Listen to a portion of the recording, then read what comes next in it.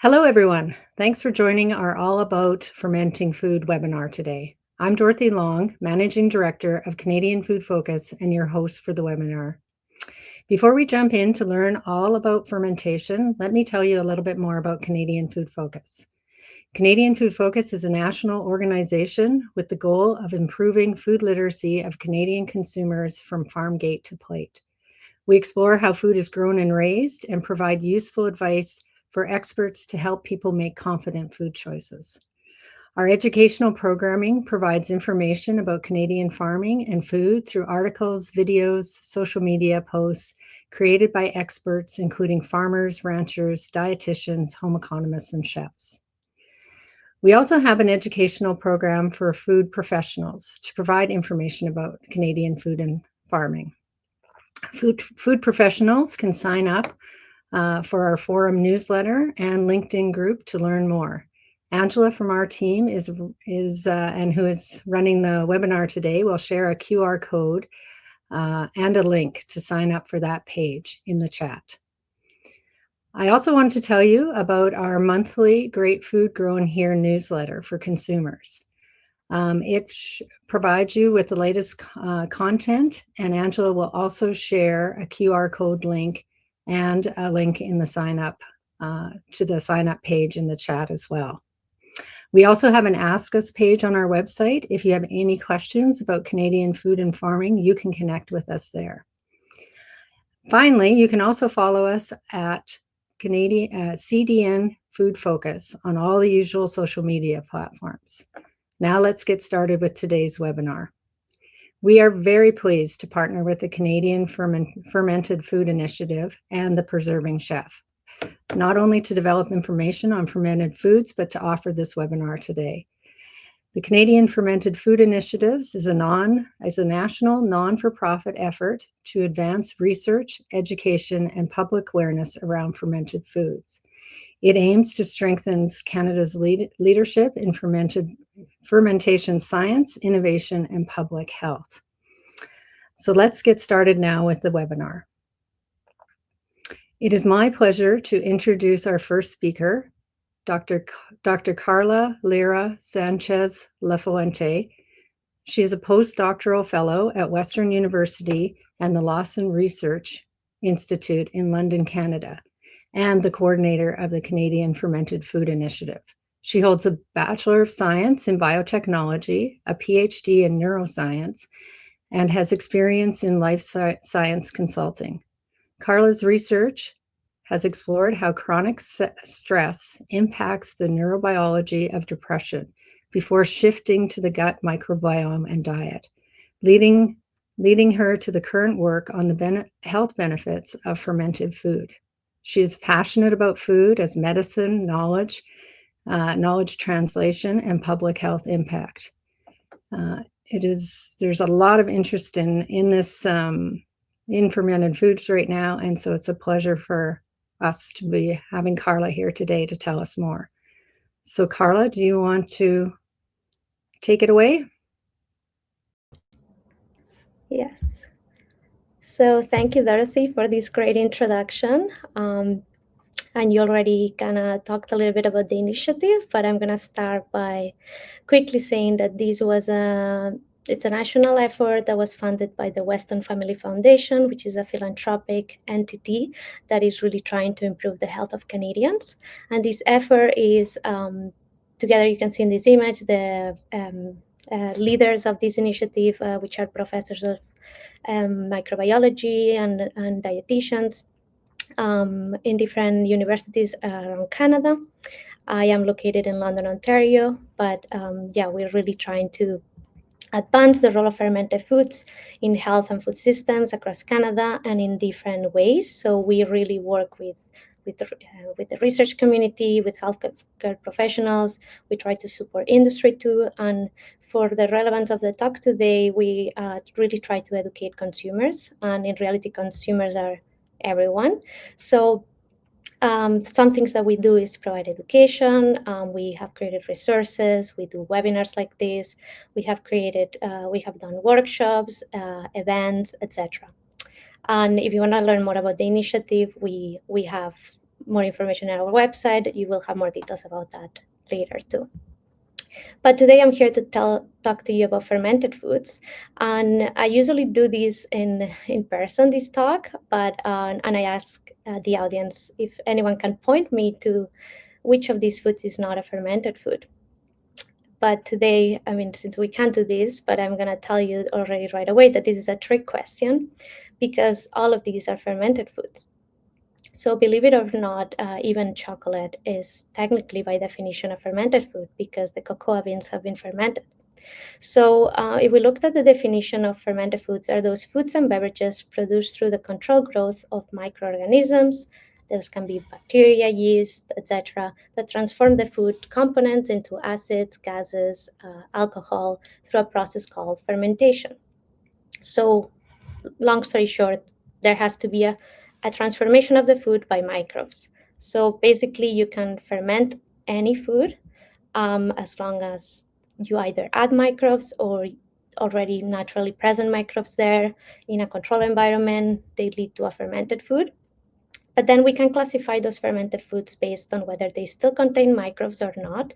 So if through further processing like pasteurization, filtration, cooking, those microbes are gone, then those foods are still fermented, they just don't contain those microbes. However, what we normally think of fermented foods, they generally contain still live microbes, and we can have two different types of fermented foods, those that we can call probiotic fermented foods, and those are the ones that contain microbes in sufficient amounts and they have a demonstrated health benefit. So there have been scientific studies that prove that that specific microbe can have benefits to human health.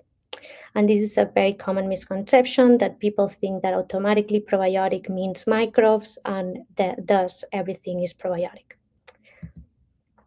So why do we care about fermented foods? So fermented foods in reality, even though there might be a hype about fermented foods now, fermented foods have been around for many years.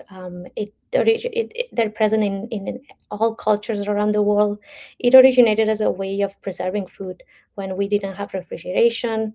Fermentation allows foods to last longer shelf life, avoid spoilage, and even improve digestibility.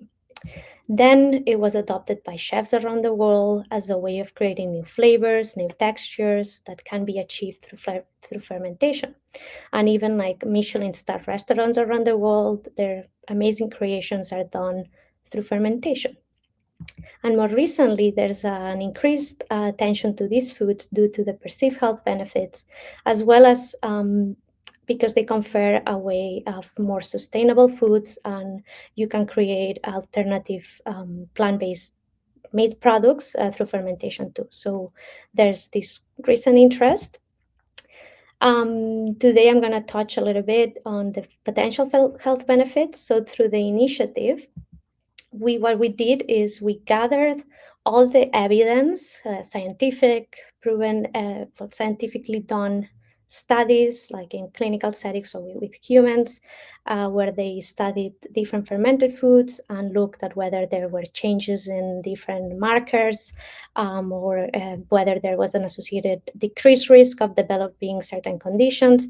And you can find this study here, but you can also on our website find these in a more distilled way. But the takeaway is that there might be many potential associations with certain conditions, specifically chronic diseases like diabetes, cardiovascular disease, cancer, etc. There's a stronger body of evidence with dairy fermented foods, and that is because there's basically more studies being done, but that doesn't mean that other fermented foods might not confer the same benefits. And as a takeaway, what we got from this study is that we still need more evidence, like more studies that can support these benefits. And that's what the initiative is really also going to try to make that happen. And so for now, the only health claim we can do with fermented foods is with yogurt. So the FDA, which is the regulatory body in the US, put together this qualified health claim that we can say that consuming 2 cups or 3 servings per week of yogurt may reduce the risk of type 2 diabetes according to limited scientific evidence. So right now, if maybe in the future there's more studies, maybe we can say that other fermented foods like kefir or etc. might also be helpful for certain conditions.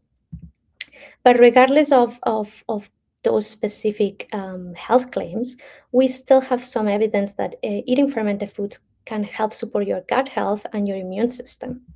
And these are 2 examples of 2 of these studies that have been conducted to support this. And what they did is they gave healthy subjects, or they make them consume fermented foods during 10 weeks. And then they measure their blood and stool samples, and they observed that they had a decreased inflammation and they had an improved gut microbiome. And the gut microbiome are all those bacteria, yeast, like all those microbes that exist in our digestive tract and that are very important for our function. And I will get more into detail about that later on. But basically what they saw is that eating fermented foods, it increased diversity of these microbes, and higher diversity we think is better. And then those microbes also resemble those of younger individuals. So when we think about the benefits of fermented foods, again, when we think about how they might support the immune system or gut health, is on the one side because of the food transformation that occurs during fermentation. So those raw ingredients, like those vegetables, etc., even though they might already be good for you, they might contain some minerals and vitamins that are not readily absorbable by our body. So through fermentation, they get transformed into a way that we can absorb them better. There can be a boost in antioxidants and other beneficial molecules. They can reduce toxic substances, let's say like heavy metals or other things present in foods, or molecules that are hard to tolerate by some individuals, such as lactose, gluten, etc. And then the other way fermented foods help is by the microbes itself that they provide us. So by consuming these microbes, they interact with our own gut microbes and make the ecosystem be more stable and support their functions. So some of these functions that you might already know is, they help digest the food and absorb it. But other functions that you might not really think about is they're really important in protecting us because the gut is one of the key barriers of our body for pathogens, so like viruses or toxic substances. So really those having healthy gut microbiome will help strengthen that barrier. And then another thing they do is they produce a lot of health promoting molecules or metabolites that interact with our immune system and communicate with our brain and other organs and give a lot of signals on how to function. So now there's a lot of interest on the gut-brain connection and how food might be affecting our mental health through this link. So in order to kind of like a consideration is when we think about all these benefits of fermented foods is that not all fermented foods are made the same, and they not all contain the same microbes or the same beneficial metabolites, etc. So it will really depend on the process, and I mean overall, regardless of how they're made, they're still probably gonna be good for you as opposed to consuming ultra processed, sugary, etc. alternatives. But if you want to optimize your choices, then you really need to look into these differences and be aware that, for instance, let's say yogurt, as I said, yogurt has a health claim that it can help with type 2 diabetes. But as you know, type 2 diabetes is really important to regulate your sugar levels. But we have yogurts out there in grocery stores that have the same amount of sugar than a jelly donut, which is obviously not going to be helpful. And it's going to be counteracting the beneficial aspects of yogurt. So here I'm giving you a tool that I do not work with them or anything, but I do use it, and I think it's very helpful. There's other companies that do this too, but there's this app called Yuka that you can scan the QR code on the food, and it can distill the information about the label and the contents on the food. So if you don't know how to read labels, you can do it in through this app. And so kind of finishing up, we conducted a survey to over 4,000 Canadians, and we saw there's a lot of unsureness about whether fermented foods are safe for you or not. And I want to remind you, and Connor from the Preserving Chef will explain a bit more about this, but fermentation was done thousands of years ago when we didn't have the same sanitary requirements and tools, etc., and people were fine. So it's really hard to grow something that is going to kill you or anything. So if you just follow normal standards, it'll be fine. And then in terms of tolerability, it's all about each individual will tolerate foods differently, like any other food. So it's about trying different fermented foods. So here we put together research that you can scan here. It's a guide to good gut living. We have recipes, we have tips on how to incorporate foods into your diet. Here are some examples. So maybe start first with foods that you already know, like yogurt, sourdough bread. Those you can start eating them more regularly, like every day, and see how you feel. Or you can start ingesting small amounts of new fermented foods. But I would recommend not to go too fast. Like, you need to let your body and your own gut microbes to adjust to these changes. So finally, some takeaways from this talk is that not all fermented foods are the same, and like there's many different flavors, many different fermented foods. There's some will contain microbes, some won't. We really need to make sure we don't use the word probiotic wrong. Even if we don't have microbes, they still confer some benefits to you. Not all fermented foods are the same, the example of yogurt. And even though fermented foods are quite safe for everyone, they might not be for 100% for everyone. But again, it's all about moderation and trying the ones that work for you. Thank you so much.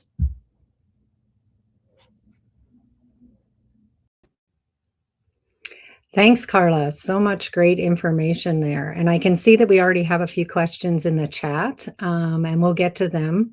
But first, I think we'll go on to our second presenter, Chef Connor Flynn.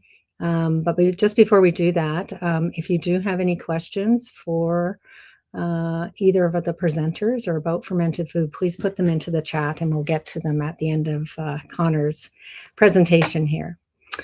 So it is my pleasure to introduce Chef Connor Flynn, who's also known as the Preserving Chef.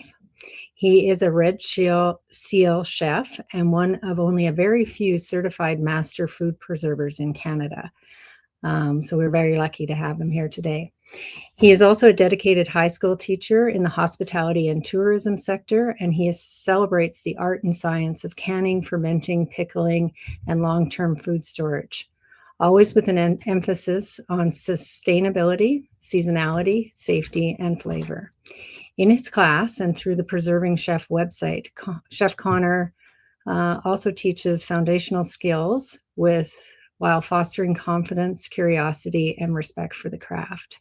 So we're very pleased to be partnering with Chef Flynn today, and we're very happy to be able to share some of his fermenting recipes on the Canadian Food Focus website. And I think that Angela is going to provide a link there as well. She'll also be providing a link to some of the videos that the Canadian Fermentation initiative has put together with Connor, and you'll be able to watch those on YouTube after, where he walks you step by step through some of the different recipes. So thanks for being with us today, Chef. I know you have lots of great things to share with us, so take it away. Hello, everybody. Yeah, as was mentioned, I can't really do a better job than I was just given there in terms of an introduction. Thank you very much. And I'm very blessed to be here, grateful to have a platform to share my passion for this. So I guess, there's a lot of misnomers and miscommunication or, a lot of myths in general about fermentation. And Carla shared about myths and safety. So I'm hoping to kind of lighten it a bit. I mean, that's the best part about being a chef is having fun, being creative. So, as you can see on the slides there, we have some pictures of my wife and our children, right? And some people in our classes. So I think I want to start by just saying that fermentation is very simple and easy. I'm in my high school classroom right now. So I apologize in advance if there's an announcement because I can't do anything about that. So if that happens, I apologize. But I teach all these things to high school students. So if you're new to fermentation, or if you're kind of wondering if you can handle it, or if there's safety concerns, or is it difficult, I'm here to tell you that it's very simple. And so if I can get 15-year-old boys and girls to successfully ferment vegetables, as you can see in some of our pictures, our children who are even younger than that ferment regularly with us at home. And not only is it fun, it's easy, it's very, very safe. And, we don't really see many ferments going bad, so to speak. And I challenge you, if it's something that you're thinking about, is this going to be safe for me to consume? I challenge you to go try to find something from a public health unit, CFIA, and try to see if there's any actual claims for foodborne illness in ferments. It's very rare that it occurs. And when it does occur, it happens at a manufacturing or industrial level. So my main thing here today is to kind of just lighten the load of worry in terms of are ferments safe to consume, and also remind everyone that this is an age-old practice that's really gaining popularity again, and it is very fun and it's very easy to pull off. Next slide, please. So just quickly about me, I'm a father and a husband first, a career chef, so I've apprenticed as a chef. And from the restaurant perspective, we're seeing a lot of chefs utilizing fermentation as a way to create flavors that can't be recreated by the chefs themselves, right? So what I like to say is the microbes involved in the fermentation process get to have all the fun. They create these really unique flavors that can't really be recreated. And that's what's so fascinating about fermentation for me as a chef, that the jars in front of me here, I've got some fermented honey mushrooms with tarragon. I've got some traditional German sauerkraut, which I'm going to show you how to make today. So it's just cabbage, salt, and caraway seeds. We've got some fermented tomatoes with parsley, mustard seeds, and basil. And then our family favorite, which is the fermented dill pickle. All of these ferments generally use the same preparation method, but they all have their own very unique, different flavor, different textures, right? So as a chef, this is very exciting for me. And if you're a home cook or a foodie, this is something that should be intriguing to you as well. I also used to be a sourdough bread baker, a cheese maker, and as was mentioned, I'm a certified master food preserver. So when I'm coming at you with ways or methods to preserve food, which we can't forget that fermentation first was born as a form of food preservation, right? So way back, when we had fields full of cabbage, at the end of the season, people were saying, like, what are we going to do with all this? And they figured out a way to preserve it. What they didn't realize at the time was that it was going to be so delicious in terms of texture and flavor, and at the same time preserving the cabbage safely. And then, as was mentioned, I'm a high school teacher. It's a joy to do this and to teach these skills, these age-old skills, to high school students, and just see them light up about the process and that they made it. Next slide, please. Yeah, so we're going to talk about myths just quickly here before I get into the demo.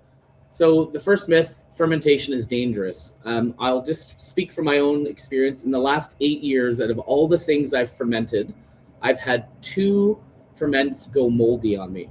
So when we talk about safety, what's really awesome about fermentation is you can visually see that the top of your ferment has mold on it. If we ever see mold, we want to get rid of that ferment. So if you're new to fermentation, and you're going to check out some of the recipes or check out our website or possibly consider taking our online course, our fermentation course, I want you to start doing a single jar ferment, right? You don't want to start with a huge crock, which we have lots of here at the school and at home, because you want to get some experience and confidence in one jar of fermented vegetables before you move into like a bigger scale, right? So if ever, down the road you're fermenting something and you see mold growth on the top, that's game over. There are lots of people online saying you can just scoop it up off the top and you're going to be all good. And you can take that risk if you want, but I'm telling you, best case scenario, we're not going to, when in doubt, throw it out. Another myth that's common is that you need to have sort of like a starter culture. So we were mentioning, Carla was mentioning yogurt. So often when you make yogurt, you use a starter culture to inoculate or to start the yogurt making process. For vegetable fermentation, all the lactic acid bacteria or microbes necessary for successful fermentation are already currently on the vegetable, right? So we just provide or guide the fermentation process for whatever vegetable we're fermenting. So we don't need to buy a special culture to have fermentation occur.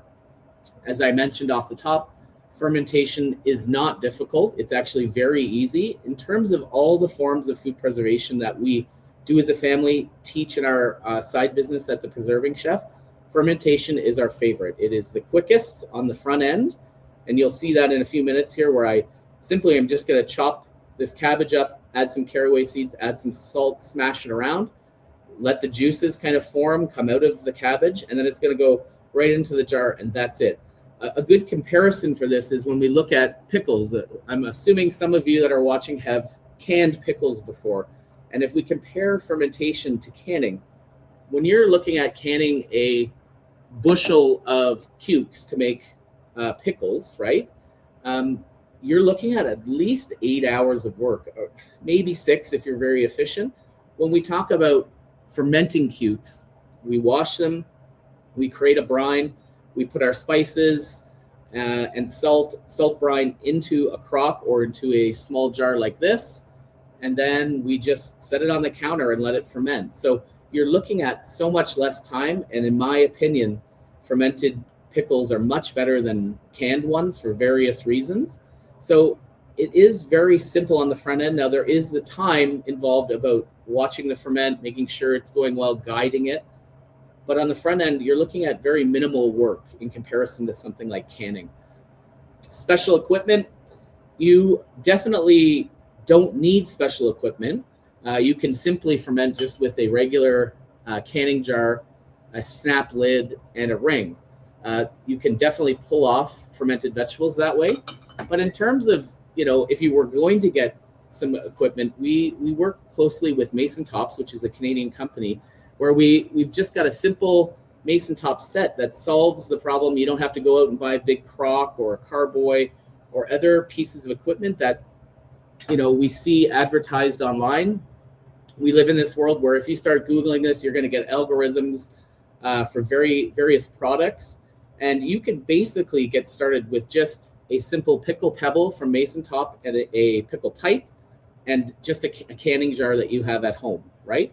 So you don't necessarily need specialized equipment. A lot of people will say, hey, I need a pH meter, right, to take the pH of my ferment. Yes, you can do that. Yes, you'll have a better gauge on what the acidity is in your ferment. But when we're at home, we never take the pH of our ferments, and we've never had an issue. We feed it to our children all the time.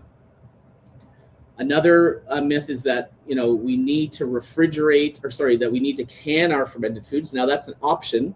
So back in the day when I tried sauerkraut as a kid, I thought I hated it because I was having canned sauerkraut, right?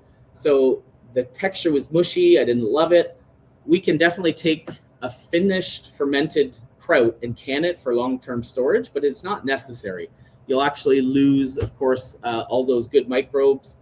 You'll kill those, sterilize those, and you lose a lot of texture. Also, you don't actually have to store your ferments in the fridge after fermentation. Say, for example, if you have a nice cold cellar that maintains a cool temperature year-round, you can actually keep them in your cold cellar. Now, at home, we have multiple fermentation fridges because we have so many ferments that we're trying to store, and we also don't have a cold cellar. But this idea that it has to be refrigerated after is not necessarily true, though if you're not going to keep it in the fridge and it's at a higher temperature, of course, fermentation is going to continue at a more rapid pace.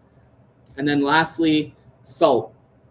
You know, there's a lot of people saying salt is not good for you, and there is some truth to that. I'm no doctor for sure, but when we are fermenting, we want to use a healthy salt, and we do have some control over the level of salt we put into our ferment. So fermentation, believe it or not, can still occur without salt. It doesn't taste very good, and of course, there is a bit more risk for mold growth. But you know, when you get deeper into this, you will kind of figure out what percentage of salt you should use, which we generally use 2%. But say you can't consume a lot of salt, you can dial back on the amount of salt. So it's not necessarily true that you can't eat ferments just because there's a fairly good amount of salt in them. So that's something you'll have to figure out moving forward. In terms of salt, you just want to use any salt. This is pickling salt here that basically when you read the ingredients, it just says salt. Next slide, please. Yeah, so I don't have a lot of time. I feel like I'm moving at a pretty good pace here, but basically as a company and as a family, we're really dedicated to try to change the face of food preservation in Canada, specifically also with fermentation. So we really encourage you to check us out. You know, not a lot of people know us, and the internet is a vast space, and we really are trying to change this in our world, in our country. We want to pass it down to the next generation. And if you'd be willing to follow us on our Instagram, LinkedIn, all that, we would really appreciate it. Also, if you're thinking, I might want to get just a simple setup, send it or give us a like and a follow on our social media, and we can send you a discount code for Mason Top so you can get started yourself. Okay, that was a lot of words. So we're going to get right into the demo here. Again, like I mentioned, we're just going to be making a simple sauerkraut. So traditional German sauerkraut. So we've got a cabbage here. What we're going to do is remove the other leaves. Because of time, I'm not going to wash my hands, but it is really important for you to work with clean equipment and clean hands. It's basically the number one way to kind of have your ferment go bad. If you're going to introduce some sort of bad microbe because of dirty equipment or a vegetable that isn't so fresh, right? You really want to kind of take those factors out. Those are factors that we can control, right? So like any cabbage, we generally are going to remove the outer leaves here. And if it looks like I'm throwing this on the floor, I'm not. There is a garbage can there. So I'm not actually throwing it on the floor. So I'm going to take the outer leaves off. I'm going to just quickly give this a gentle wash. Okay, so unlike something like canning, we don't want to go too far with the washing, because if we wash too thoroughly, we're going to wash away all the good microbes as well. So we want to have faith that through the fermentation process, that lactic acid bacteria is going to take over, dominate. And so if there happens to be some trace bad microbes, we're going to have faith that those are going to die out and the lactic acid bacteria is going to take over. So we've got just a gently washed cabbage with the outer leaves removed. When I cut a cabbage, I teach kids to have a folded up clean towel. We start our cut, then we put the towel over the knife, and we can do like a chop in half like that. For this particular recipe I'm making today, it can be found on our resources on the Canadian Fermented Foods Initiative website, and we're going to be dealing with about 2 pounds. Okay, so we've got our cabbage cut in half. We are now going to make an upside down V cut to remove the core. Okay, so we insert our knife down to the board here. And if you look closely, that's why I call it an upside down V cut, because it removes the core like that. We're going to then cut the cabbage in half. And to date, I have never cut myself on camera in front of students, so I'm hoping that that doesn't happen today. Now, when we cut this cabbage, there's a lot of people thinking it has to be the perfect thin slice. Sure, that looks great. But I want you to remember that however you cut it, the most important part is that it's an even cut. So if you like bigger pieces, so say you want a kraut that's a little chunkier or thicker, you just make those cuts and make sure they're even. This helps and aids with even fermentation. So if you have super thin slices and then thick ones, fermentation is not so even. So you may have some mushier pieces and then some crunchy pieces. The thing that most people really love about freshly fermented sauerkraut is that crunch. So to maintain a good crunch, we want to maintain an even cut. Okay, so we're just going to cut here. And after I cut it, on the recipe it tells you, I think it's 12 cups. But when you go down the rabbit hole of fermentation, I really encourage you to get a scale, right? Because scales are very accurate in terms of salt ratios. Okay, so we're going to slice it. Again, I've gone with like kind of a medium thickness.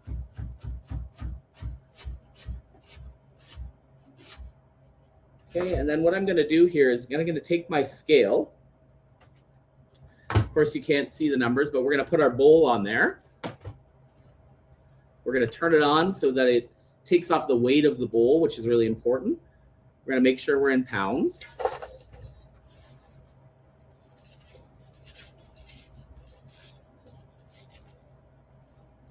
And we've got a little friend here that I didn't cut properly, so I'm going to just quickly dice that up, slice that up. Our bowl back on. And we're just short of 2 pounds, of course. So we're going to deal with this one as well. Cut the core out. Cut it in half. We just need a bit more.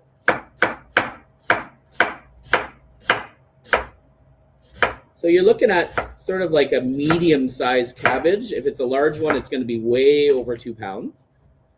Okay, we'll put my bowl back on, and I think that should do it. I do like to try to break up the cabbage also when I'm putting it in. So we're just at 2 pounds, which is perfect. Okay. Now, to the cabbage, I'm going to add a tablespoon, in this case, pickling salt, but Himalayan salt would work fine, kosher salt. Redmond salt is nice because it has extra minerals. So a tablespoon, sprinkle it around.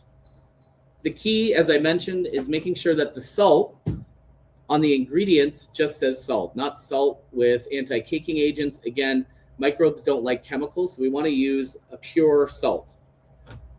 Caraway seed, I'm going to add. Not a lot of people have experience with caraway seed, but it is in the dill fennel family. So it's got a really robust, it's like the cousin of dill. It's very powerful and robust. So, I mean, although we see it in rye bread and in sauerkraut, it doesn't get enough play, I think, in other foods. So maybe consider trying it in some of your other dishes. It goes great with meat. Okay, so I'm going to do a teaspoon of caraway seed. Sprinkle that around. And here comes the most fun part of the process. When we teach this to adults in adult classes, or if we do this with high school kids, which we do often, they don't love this step particularly because it's very physical. So the first thing we're going to do is just toss the cabbage, salt, and caraway mixture around. Okay, and once we kind of get it all coated with the salt, we're going to use our mason top kraut basher here, okay? Or tamper, to use the proper term. And this is where it gets fun or not fun, depending on if you like smashing things. So we're going to use the tamper to bash the cabbage. That breaks down the cell wall. It also, the salt itself kind of exfoliates, for lack of a better description, the cabbage. We're trying to pull that natural juice out of the cabbage, which is going to turn into our brine. So I'm going to show you what it looks like, but basically, hopefully my laptop doesn't end up with cabbage on it. We're going to do this smashing motion, trying to break down that cell wall, get the juices flowing. And basically, you're going to do this step, bash, bash, bash, toss around, squeeze. So we're going to start massaging it, they call that. And you would do this for about 5, depending on your cabbage, 5 to 10 minutes. So it can be very physical. Now, if you're thinking to yourself, are you serious? I'm not going to do that. There's a trick. So about an hour ago, I cut up some other cabbage, same mixture, same amount, same salt, same caraway. And what we can do is we can do the same thing, toss it, and then it'll naturally pull the liquid out. So when I squeeze it now, hopefully you can see all of that moisture. That's what we need. So if you're on this stage and you are going to try the bashing, you bash and squeeze it until it looks like this. Okay? So that's ready to go in the jar. When we're seeing that much juice production from squeezing it, it's ready to go in the jar. So we have a clean mason jar here. We've got our smart funnel from Mason Top, and we're going to simply just start putting it in the jar. Very, very simple. Okay, just like that. Okay, and then every so often when it starts filling up a bit, we're really trying to make sure there's no air pockets in here. This is where the tamper comes in handy. The wide side is for a wide mouth jar. We're using a regular mouth today, so we're going to use the regular mouth side. And what we do is we compress it down. This drives any oxygen pockets to the top. And then we just keep filling. You'll be surprised how much cabbage you can get into 1 quart jar. So right now this is 2 pounds. So we kind of keep filling it up, pushing it through you don't need to use the funnel, but the funnel does make less of a mess. And if you ask my wife, in our household where we have 6 beautiful children and me, having a little bit less mess is always a win. Okay, so there we go. We've stuffed it again. We're going to compress, and I hope you can see that, but as I press, we can see that brine coming to the top. This is really key, okay, because we don't want any vegetables above the brine. The jar, like the space at the top of the jar, is sort of a really weak point or a concern for the first few days after fermentation starts, or in the early stages of fermentation, because there is some oxygen exposure, right? So we're trying to create an anaerobic environment.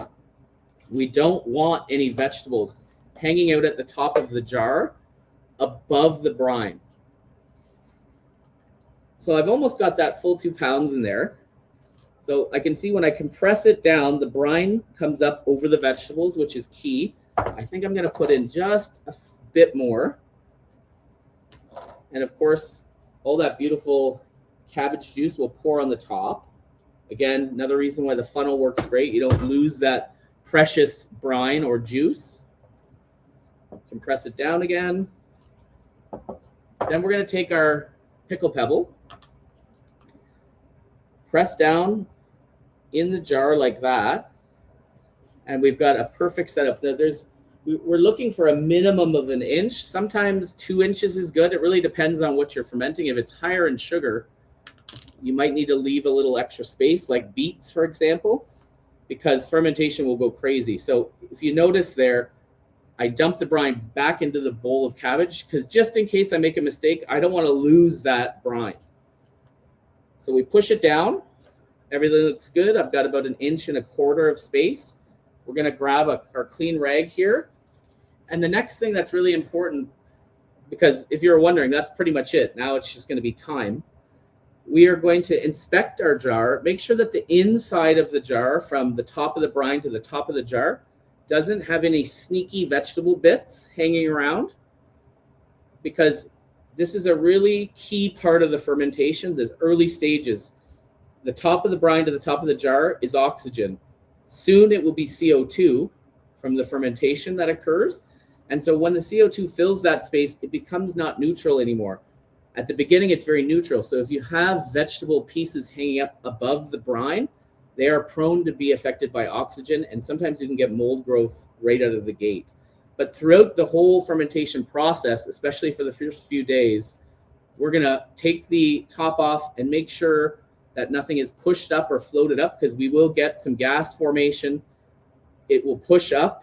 The cabbage will push up because of the gas, and then it will also bubble some vegetables. So we do want to inspect it, make sure there's nothing in there. Then we simply put our pickle pipe on top, and I like to thread the canning ring on there and not put it on super tight, because if a lot of gas forms, this will actually bulge and it'll spray up and hit your ceiling if you're not watching it, right? Now we move this jar ideally to a dark, consistent temperature, like spot that has consistent temperature, so not necessarily on top of your fridge or beside your oven. Fast fermentation or fermentation at a higher heat always produces less unique flavors and sometimes can mess with your texture as well. So that's how you make traditional German sauerkraut. Now this is going to be checked on for the first couple days, and after about a week of checking on it and seeing how it's doing, you will observe a lot of changes, which is the fun part. It's going to make you better at fermentation, watching what happens, what occurs, observing those changes. And then after about a week, I will start trying it. And at that point, you can go right up to 3-4 weeks. You will start losing some texture and you'll get a stronger sour flavor. It really becomes about what your preference is. So yeah, that's all I got. This is your traditional German sauerkraut. And I'd be happy to answer any questions at this point. But also, I really, shameless plug, would really appreciate if you are keen about this, passionate, you want to connect, please connect with us. Follow us on Facebook and Instagram, as we're trying to really change the face of fermentation and food preservation in Canada. Thank you.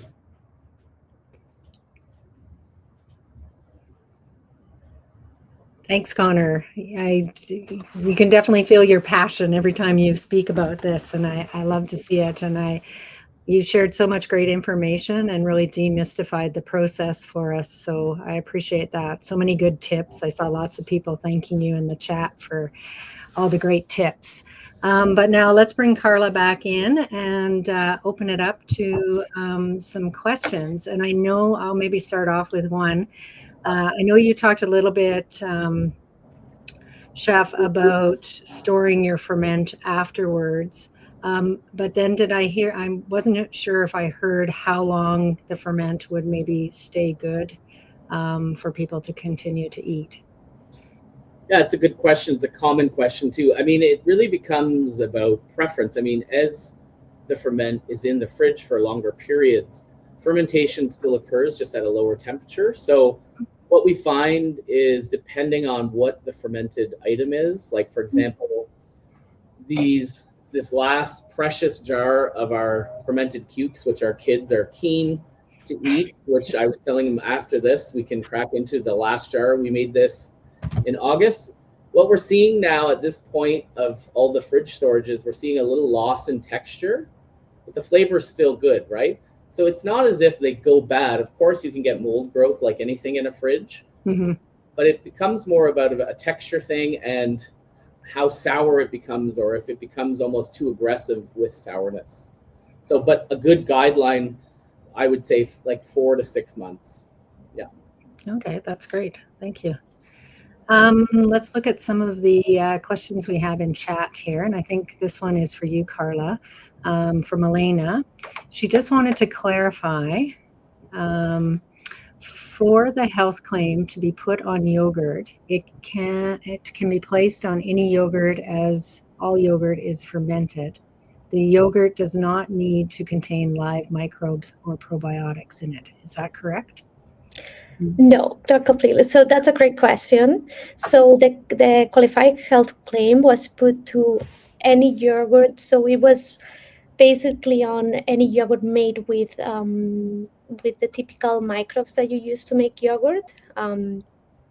And it does need to contain the live microbes on them, but then it is not associated to specific probiotics, because nowadays a lot of yogurts, they get extra microbes on them, or some of them, probiotics that might confer extra benefits.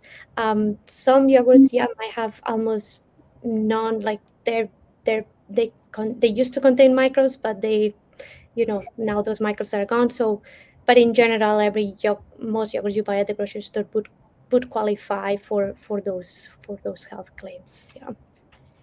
Okay, thanks for clarifying that. We have one from Carol. I am assuming that fermentation is fluid for all vegetables, depending under what conditions they are grown. So I think she's asking, can you ferment all different kinds of vegetables? Yeah, I'm assuming that question's for me. Yeah, Sorry. there are some vegetables that don't ferment as well as others. Like no vegetables created equal. Like an example of that would be like okra doesn't ferment great. But generally speaking, yeah, like you can even ferment starchy vegetables. The thing is, you need to be aware of what the sugar level and sugar in the form of like natural sugar or starch is, because anytime the microbes have more food available to them easier, fermentation is going to go from something that's predictable and more standard, like if you were going to just ferment some cabbage versus you're going to ferment carrots and beets together. That ferment is going to go different on the same countertop in the same ambient temperature than the cabbage. Like, you know what I'm saying? Like they, because there's more sugar available, the ferment may pick up pace and might ferment faster. It's a big question, but generally speaking, I've got these tomatoes here, and they ferment quite quickly also because they're higher in sugar than, say, cabbage, right? So generally, yes, and I guess that's the fun part, is kind of figuring out what your favorite thing to ferment is. So far, out of all the things I've fermented, my number one favorite has been wild leeks, which I just love. It is so delicious because another thing we're not going to talk about too much today, but if we're talking about, like, for example, the brine from these honey mushrooms, this brine is liquid gold. Any of the fermented brines, are packed with lots of live microbes. It's a seasoned liquid, but it also has very unique flavors that you can't really recreate, again, as I mentioned, as a chef. So the liquids themselves can be utilized in different cooking applications.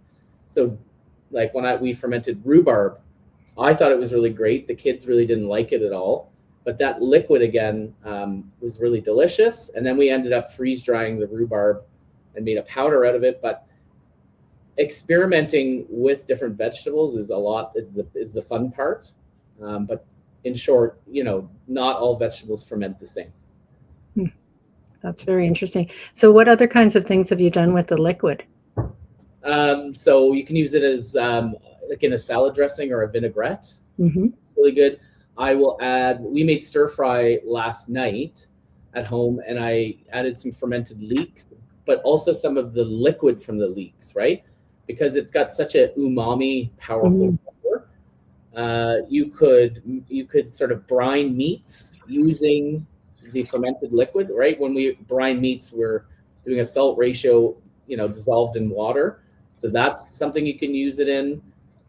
You can use the liquid itself to start a new ferment, right? So say I wanted to take these honey mushrooms, and it's got tarragon in it. Tarragon and tomato go really well. So when I make that brine up, which generally for a solid vegetable ferment is salt dissolved in water to make your own brine, I could actually use some of the brine from the tomato in the new brine for this brand new ferment. And what that would do is it makes it a safer ferment because it's already acidic.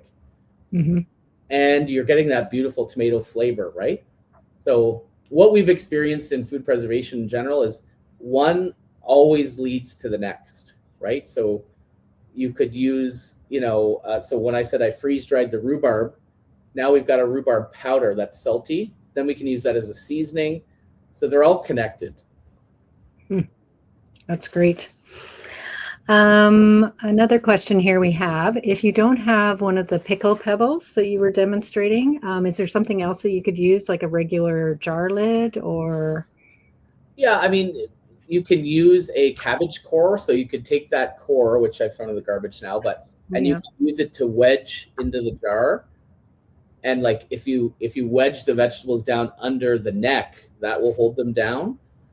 Some people use stones. Just you take a stone out of your garden, wash it thoroughly, scrub it really good, and then you can actually use a stone.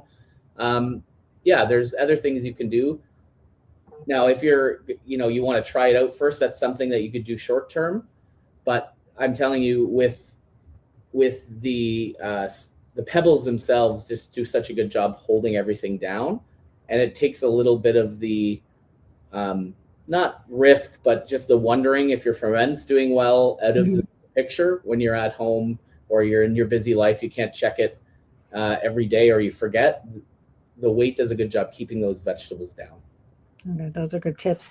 You had mentioned a discount code, and a few people have asked if you could repeat how that might be sent out in the future. I think you said people signed up for your newsletter.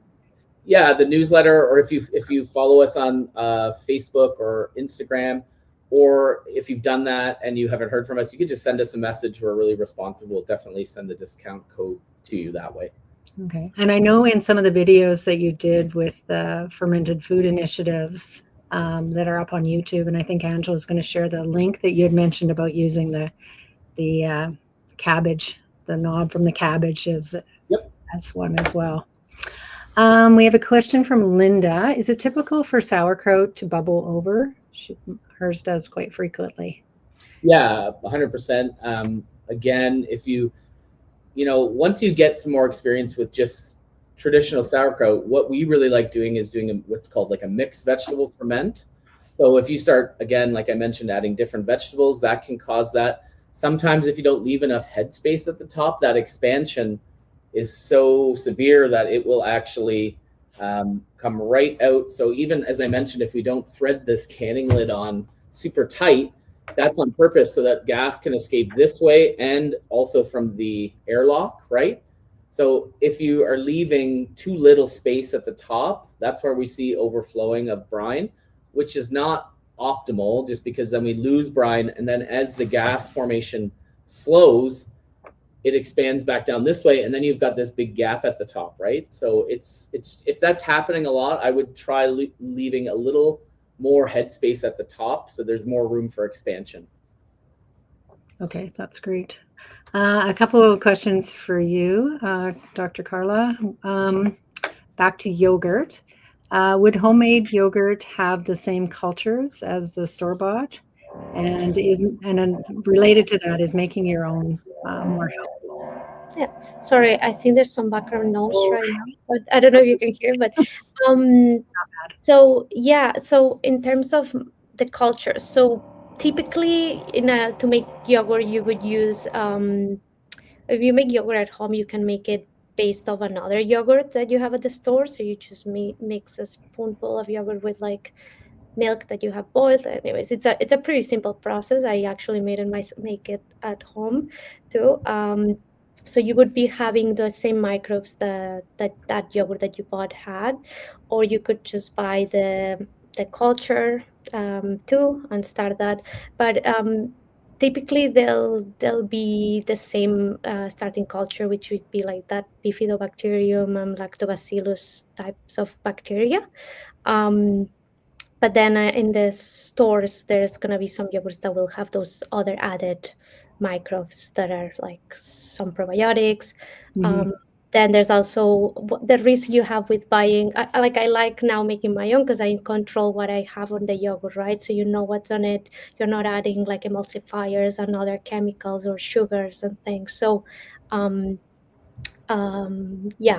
I think that kind of answers the questions I saw on yogurt there. Yeah. No, that's great. Chef, back over to you. We have a question, which I think is always confusing. Does fermenting always mean no vinegar? I think that's the difference between pickling and fermenting. And if you could kind of explain that. No, definitely not. I would say both and as we talk about in the Canadian Fermented Foods Initiative, that vinegar itself is a fermented product, right? So technically when you're eating pickles, you're eating a fermented product. But often we teach people, especially with a large batch ferment, so if you're going to do a full crock of cukes or even sauerkraut, to negate some of the problems that can occur during a ferment, I was trained to actually add some vinegar into the mixture, right? So when you're making your brine, you can either add vinegar to your brine, or you can add it at the top. It's I don't know if it's official, but for me, I like to add it at the top. I don't know if it's a wives' tale type thing, but I just feel like adding it to the top. Again, the top being the riskiest part of the ferment, it acidifies the top. But anytime we're acidifying a new ferment, we are giving lactic acid bacteria what it wants. It wants to create acid. So we're picking up the pace of fermentation slightly. So we're sending the microbes in the right direction by adding vinegar. So it's never a bad thing to add vinegar, but if you're going to add, you're not going to make any brine and just pour vinegar into a jar. That's technically pickling, right? Okay. So not necessary, but something you could do to speed up the ferment. And say you make a ferment and you've smashed the cabbage to all get out and you still don't have enough juice, but you're just a little low, topping it up with some vinegar is fine. It's the same thing in canning. So, you're on that last jar and you don't have enough brine. We've all been there if we've canned. And then you're thinking, do I have to make a whole other brine for this last jar? We teach just top that last jar up with some vinegar. Anytime that we're adding more acidity, we're not taking any risks. Okay, no, that sounds good. We're basically at time, but I think we'll go for another 5 minutes here because there's lots of great questions still. Sorry, Dorothy, can I add something into the distinction of pickling? And so in terms of the health benefits, as I said, when we think about the benefits of fermented foods, there's the microbes part of it, and then there's the food transformation. So when you think of just pickled foods, so that they're not fermented, so pickles, there's just vinegar on them. Because they have vinegar, which is a fermented food, but it doesn't contain microbes. It still has some benefits as opposed to just eating cucumber or whatever. But if you want to have that added benefit of the microbes, then maybe you prefer to choose one that is fermented. So that's the distinction. That's a very, very good point. Mm-hmm.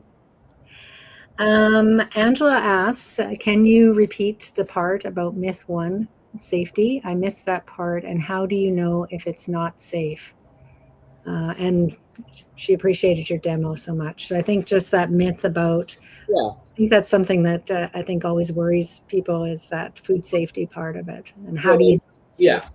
If we look at the survey for the Canadian Fermented Foods Initiative, asking Canadians, is it safe? I think it was 40 something, right? So we see that there's a lot of people that are a little iffy about this. And when we teach adult classes, I always poll people, hey, who's a little worried about eating their own ferment? And most people put their hands up, right? So when I brought that point up, the main thing is the ferment itself will show you if it's gone bad, right?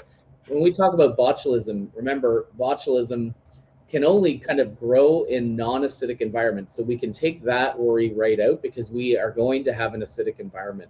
So other things that can go bad is generally mold growth, and that will be completely visual to you. You will see it at the top of your ferment. If at that point you see blue mold, black mold, red mold in there, greenish mold, it's game over. You can do what you want, follow the TikTok advice and scoop it off and hope it goes well. But if that happens to one of my ferments, I just toss it out and it's a loss, right? It doesn't occur that often.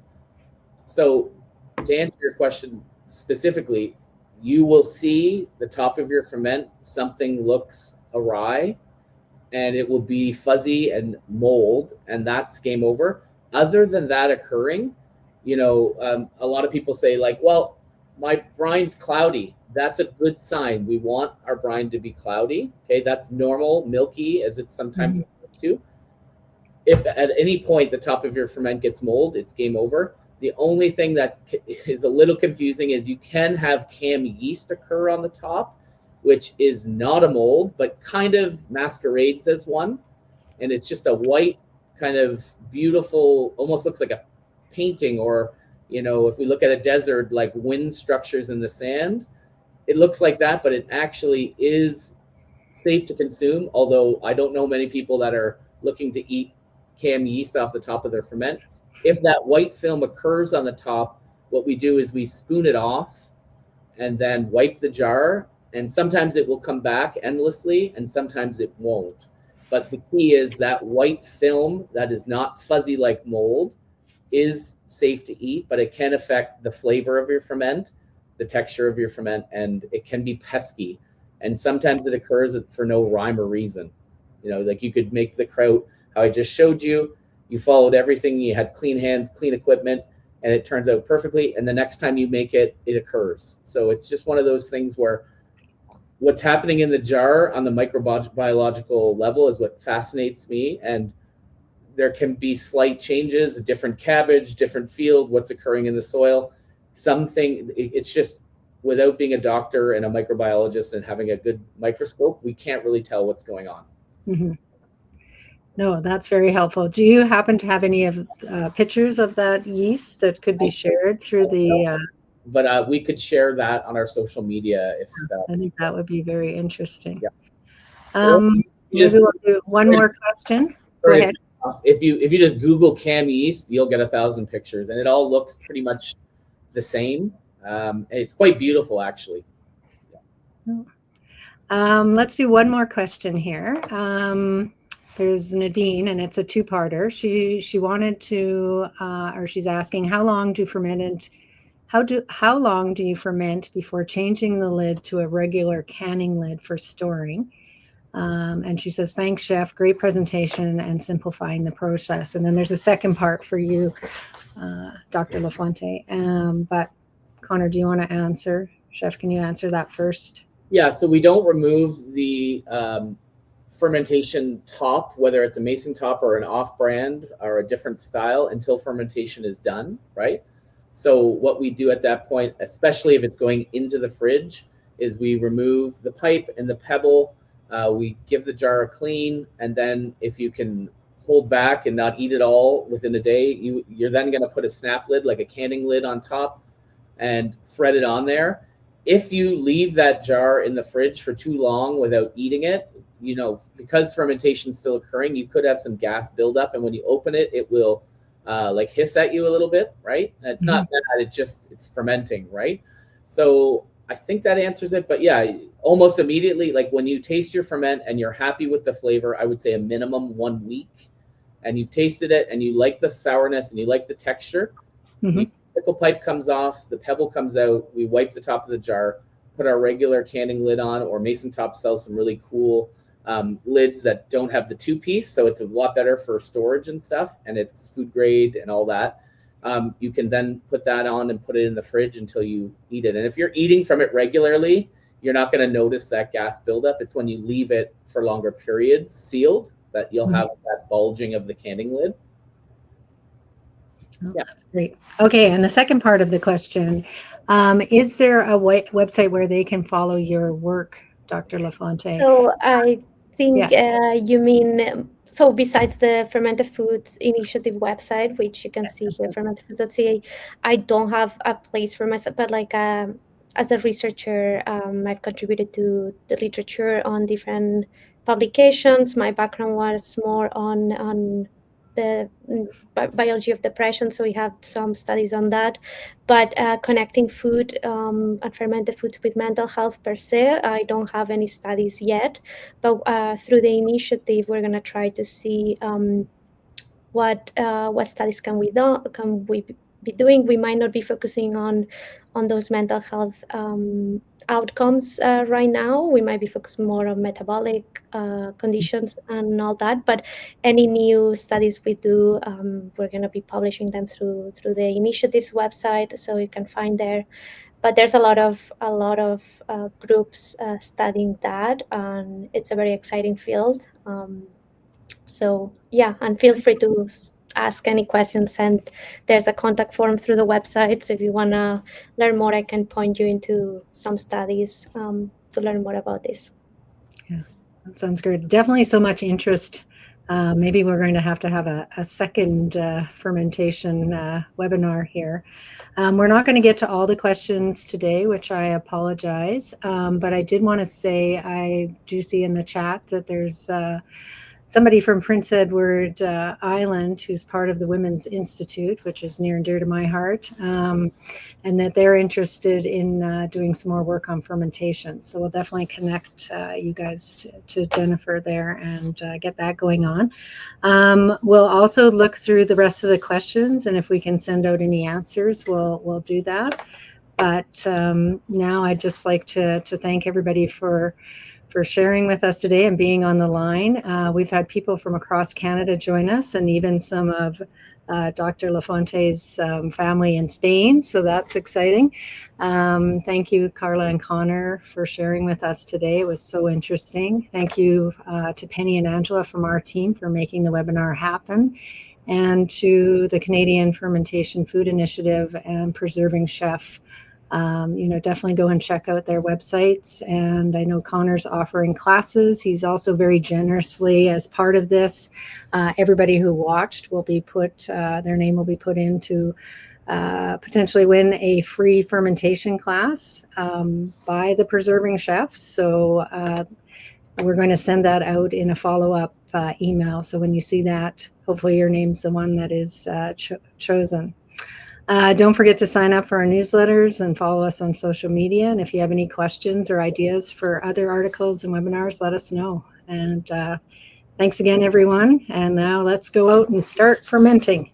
Hey, thank you so much. Thanks, Thank you you. guys. Yeah, take care.